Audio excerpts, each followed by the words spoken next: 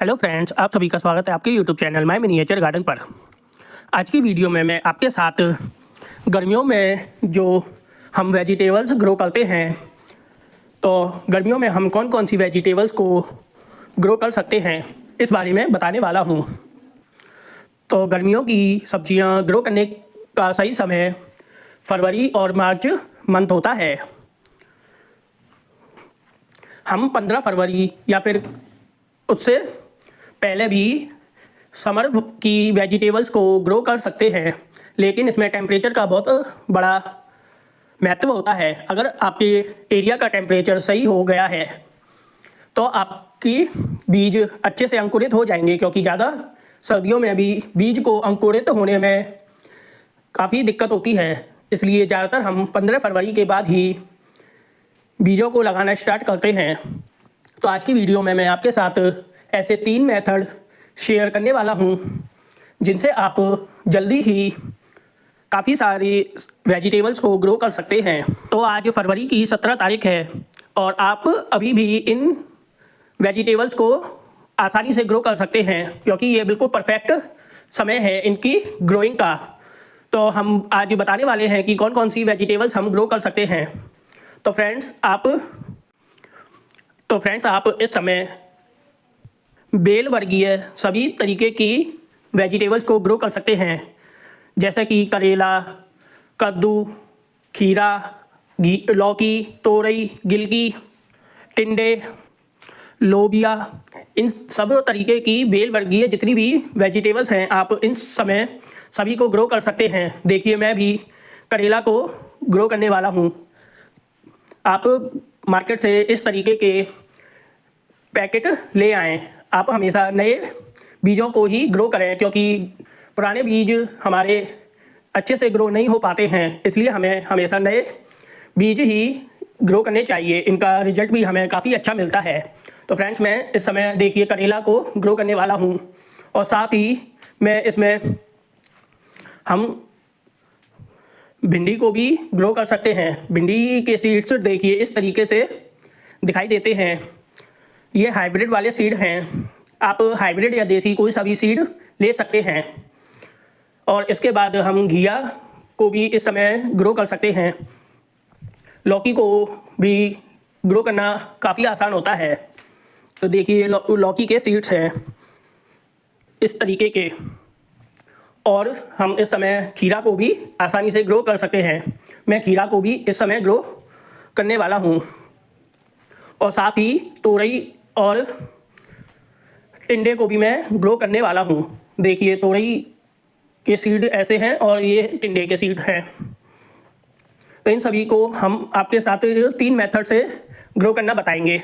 इनके अलावा आप इस समय टमाटर को भी बीज से बड़ी आसानी से ग्रो कर सकते हैं, और साथ ही बैगन को भी आप इस समय ग्रो कर सकते हैं, और हरी मिर्च को भी आप बड़ी आसानी से इस समय ग्रो कर सकते हैं। और लीफी वेजिटेबल जैसे कि पालक, मेथी और धनिया को आप इस समय आखिरी बार ग्रो कर सकते हैं। फिर इसके बाद ज़्यादा तेज़ गर्मी में वो सर्वाइव नहीं कर पाएंगे। इसलिए अगर आप लीफी वेजिटेबल्स को भी ग्रो करना चाहते हैं तो इस समय आप कर लें। तो चलिए, अब हम ये जान लेते हैं कि हमें किस तरीके से इन्हें ग्रो करना है। तो सबसे पहला मेथड में हम इन्हें कम से कम 12 से 24 घंटे के लिए गलाने के लिए रख देंगे। एक गिलास में मैंने देखिए पानी ले लिया है। पानी लेने के बाद हम अपने सारे सीड्स इस पानी में डाल देंगे, ताकि हमारे सीड अच्छे से फूल जाएं। हमारे सीड फूल जाएंगे तो ये जल्दी से जल्द जर्मिनेट हो जाते हैं। इसलिए हमें हमेशा बीज को गलाकर ही लगाना चाहिए। तो फ्रेंड्स, पूरे 24 घंटे के बाद हमारे सीड देखिए फूल गए हैं, और फूलने के बाद हम इन्हें 3 मेथड से ग्रो करेंगे। पहले मेथड में हम सीडलिंग मिक्स को रेडी कर लेंगे और इन कप्स में हम अपने सीड ग्रो करेंगे। तो सीडलिंग मिक्स तैयार करने के लिए मैंने एक हिस्सा कोकोपीट और एक हिस्सा वर्मी कंपोस्ट या फिर कोई सी भी कंपोस्ट को हम ऐड कर लेंगे और अच्छे से मिक्स कर लेंगे। और साथ ही इसमें हम थोड़ा सा फंगीसाइड पाउडर भी ऐड कर देंगे, ताकि हमारे सीड में किसी भी तरीके का कोई फंगस ना लगे। तो सीडलिंग मिक्स हम इसी तरीके से तैयार करते हैं। आप कोकोपीट की जगह पर सॉइल का भी इस्तेमाल कर सकते हैं, लेकिन सॉइल थोड़ी हार्ड होती है जिसमें सीड को जर्मिनेट होने में थोड़ा ज़्यादा समय लग जाता है। लेकिन कोकोपीट एकदम पोरस और मॉइस्चर होल्ड करने वाली चीज़ है, इसलिए कोकोपीट में सीड्स काफ़ी जल्दी और काफ़ी अच्छे से जर्मिनेट हो जाते हैं। तो सीडलिंग मिक्स तैयार करने के बाद हम इन कप्स में नीचे होल कर लेंगे ताकि एक्सेस वाटर इनमें से ड्रेन आउट हो जाए, और अपना सीडलिंग मिक्स इसमें भर लेंगे और सभी बीजों को, हर तरह के बीजों को कप में लगा देंगे। पहला मेथड तो ये है। तो सेकंड मेथड है, हम एक टिश्यू पेपर या फिर कोई पुराना कपड़ा ले लेंगे, उसमें हम अपने सभी सीड्स को डाल देंगे और उसे टिश्यू पेपर को या फिर किसी कपड़े को हल्का सा मॉइस्ट कर लेंगे। और मॉइस्ट करने के बाद उसे हम किसी एयर टाइट कंटेनर में रखकर एक ऐसी जगह पर रख देंगे जहाँ पर थोड़ी गर्मी हो, अंधेरे से कमरे में, किसी अलमारी में या फिर किसी भी चीज़ से अच्छे से कवर करके रख देंगे ताकि थोड़ी गर्मी से हमारे सीड जल्द से जल्द जर्मिनेट हो सके। इससे हमारे सीड काफ़ी जल्दी जर्मिनेट होते हैं। तो देखिए सेकंड मेथड हम इस तरीके से वो कर रहे हैं। मैंने भी एक रूमाल का कपड़ा लिया है, इसमें हम अपने सीड डाल देंगे और सीड डालने के बाद हम इसे अच्छे से मॉइस्ट कर लेंगे। मॉइस्ट करने के बाद देखिए मैंने इस टाइप का एयर टाइट कंटेनर लिया है, इसमें हम अपने सीड को डालकर रख देंगे एक अलमारी में, और 5 से 6 दिन में हमारे सीड जर्मिनेट हो जाएंगे। तो अब पूरे 5 से 6 दिन के बाद देखिए हमारे कुछ सीड जर्मिनेट होना स्टार्ट हो गए हैं। देखिए ये मेरे टिंडे का सीड है और टिंडे के सीड में देखिए स्प्राउट आना स्टार्ट हो गया है, साथ ही तोड़ी के सीड से भी स्प्राउटिंग आना स्टार्ट हो गया है। अभी हमारे लौकी के सीड में से स्प्राउट आना रह गया है। देखिए ये सीड कितना ज़्यादा फूल गया है, बस इसमें से कुछ दिन में स्प्राउट निकल आएगा। तो जो सीड हमारे स्प्राउट हो गए हैं हम उन्हें लगा देंगे और बाकी के 1 से 2 दिन के लिए और रख देंगे। अब हम इसी तरीके से तीसरे मेथड की तरफ बढ़ते हैं। तीसरे मेथड में हम एक कपड़ा ले लेंगे, पुराना कपड़ा लेने के बाद हम अब इसमें जेई सीडलिंग मिक्स जो हमने तैयार किया था कोकोपीट और कंपोस्ट को मिक्स करके, उसे हम इस कपड़े पर फैला लेंगे। फैलाने के बाद इसमें हम अपने सभी सीड्स डाल देंगे।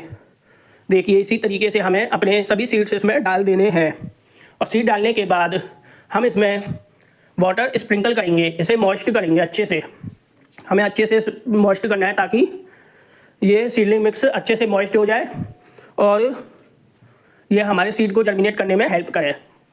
तो अच्छे से मॉइस्ट करने के बाद हम इस कपड़े की अच्छे से एक पोटली बना लेंगे, पोटली टाइप। इसे हम अच्छे से बांध लेंगे इस तरीके से, और बांधने के बाद हम इसे या तो आपकी जिस जगह पर कंपोस्ट वगैरह रखी हो, जिस कट्टे वगैरह में या थैली में, उसमें हम इसे दबा देंगे, क्योंकि गोबर की खाद या फिर कोई सी भी खाद हमारी गर्म होती है जिससे कि इन सीड को जर्मिनेट होने में हेल्प मिलेगी। और अगर आप कंपोस्ट आपके पास ऐसे नहीं है तो आप किसी गमले की मिट्टी में थोड़ा गहरा गड्ढा खोद कर भी इस पोटली को उसमें दबा दें और ऊपर से सॉइल से इसे अच्छे से कवर कर दें। 2 से 3 दिन में ही आपके सीड जर्मिनेट हो जाएंगे। तो फ्रेंड्स देखिए मैंने इस थैली में मेरी गोबर की खाद भरी हुई है। गोबर की खाद ज़्यादा बेस्ट रहती है क्योंकि गोबर की खाद बहुत ही गर्म होती है। तो मैं इस पॉलीथीन में अपनी ये पोटली रख रहा हूँ। देखिए तो पोटली रखने के बाद हम 2 दिन के बाद मिलते हैं। तो फ्रेंड्स पूरे 2 दिन के बाद हमारा ये रिजल्ट है। चलिए अब हम इस पोटली को खोलकर देखते हैं कि हमारे सीड जर्मिनेट हुए या नहीं। तो पोटली खोलने के बाद हमारा इसमें कोई भी सीड अभी जर्मिनेट नहीं हुआ है। कभी कभी सीड को जर्मिनेट होने में थोड़ा ज़्यादा टाइम लग जाता है टेम्परेचर के हिसाब से, इसलिए हम इसे 2 से 3 दिन और रख देंगे ताकि हमारे सीड अच्छे से जर्मिनेट हो जाएं। तो चलिए मिलते हैं 2 से 3 दिन के बाद। तो फ्रेंड्स पूरे 5 दिन बाद, यानी 2 दिन पहले और 3 दिन ये 5 दिन के बाद देखते हैं हमारे सीड जर्मिनेट हुए या नहीं। चलिए हम अपनी पोटली को ओपन करके देखते हैं कि हमारा सीड जर्मिनेट हुआ है कि नहीं। तो फ्रेंड्स हमारे देखिए कुछ सीड्स जर्मिनेट हो गए हैं। देखिए ये सारे खीरे के सीड हैं। खीरा के सीड जल्दी ही जर्मिनेट हो गए हैं। देखिए इनमें कितने बड़े बड़े अंकुर निकल आए हैं। देखिए कितने सारे हमारे सीड्स जर्मिनेट हुए हैं। और ये लौकी का और करेले का सीड ज़्यादा हार्ड होता है, इनका सेल थोड़ा ज़्यादा ही हार्ड होता है, इसलिए इसे जर्मिनेट होने में 1 से 2 दिन और लगेंगे। देखिए इनमें से बस स्प्राउट निकलने वाला है। और देखिए भिंडी के सीड में से भी स्प्राउटिंग होना स्टार्ट हो गई है। थोड़े बहुत भिंडी के सीड हमारे स्प्राउट हो गए हैं और कुछ सीड हमारे रह गए हैं। तो चलिए जो सीड हमारे स्प्राउट हो गए हैं उन्हें हम लगा लेंगे और बाकी के द्वारा से इसी में रख देंगे। इसको हम द्वारा से मॉइस्ट कर देंगे और पोटली बनाकर इसी पॉलीथिन में बांधकर 2 से 3 दिन के लिए और रख देते हैं। तो बाकी के जो सीड हमारे बचे हैं वो जब जर्मिनेट हो जाएंगे। तो फ्रेंड्स इस वीडियो में बस इतना ही। उम्मीद करता हूँ आपको मेरी यह जानकारी अच्छी लगी हो। बाकी हम इन सीड को किस तरीके से और कितने बड़े ग्रो बैग या फिर पॉट में लगाने वाले हैं, इसका वीडियो हमारा नेक्स्ट आने वाला है जल्द ही। तो फ्रेंड्स हम अपने सीड किस तरीके से ग्रो करते हैं, हमें किस तरीके की सॉइल इसके लिए बेस्ट रहेगी, ये सब हम आगे नेक्स्ट वीडियो में बताने वाले हैं। तो अगर आप चैनल पर नए हैं तो चैनल को सब्सक्राइब जरूर कर लें ताकि, और बेल आइकन को भी प्रेस कर लें ताकि मैं जो भी वीडियो अपलोड करूं आपको उसका नोटिफिकेशन सबसे पहले मिल सके। और आपको मेरी ये वीडियो थोड़ी सी भी पसंद आई हो तो वीडियो को एक लाइक ज़रूर करें। तो फ्रेंड्स फिर मिलेंगे ऐसी कुछ और नई जानकारी के साथ। तब तक के लिए goodbye, take care, happy gardening.